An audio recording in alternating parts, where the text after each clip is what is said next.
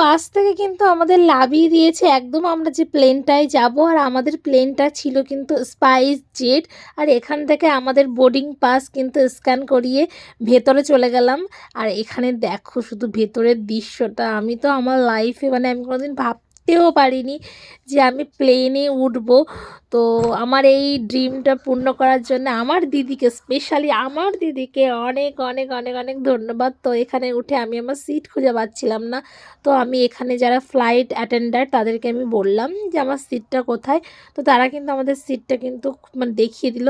আর তাদের বিহেভিয়ারটা কিন্তু খুবই সুন্দর। এদিকে আমি কিন্তু আমার সিট বেল্ট পরে কিন্তু বসে গেছে। আর এখানে কিন্তু অনেক মানে ম্যাগাজিন ছিল, তারপরে এটা কি আমি বুঝতে পারছি না, হয়তো মানে সেফটির কিছু একটা ব্যাপারে ছিল।